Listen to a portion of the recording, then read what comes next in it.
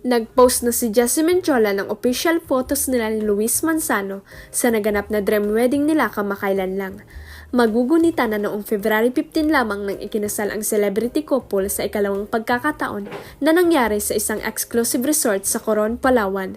Ang nagkumpirma niyan ay ang evening newscast na TV Patrol. At ito na nga, kasabay ng third wedding anniversary ng mag-asawa, ay ibinandera na ng actress sa social media ang features nila ni Luis Manzano sa kanilang special day. Kitang-kita sa mga litrato sa Instagram na sweet ang dalawa kung saan suot ni Jessie ang kanyang simpleng wedding gown habang si Luis naman ay nakabarong Tagalog. Kalakip ng post ng celebrity mom ang mahaba niyang mensahe para sa kanyang mister. During our Africa na with Father Tito, ang sabi natin hindi na tayo excited ikasal dahil ikasal na tayo, panimula niya sa post. Ayon sa aktres, maraming bagay ang natutunan niya sa 8 taon nilang pagsasama at 3 taong bilang mag-asawa. One of them is that love is not always easy and that is it not supposed to be easy all the time.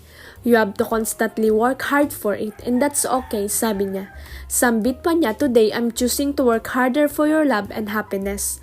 Tulad nga nagsabi ni Father, do not chase the excitement. Mas importante ang desire. The desire to get married over and over again with that person you choose.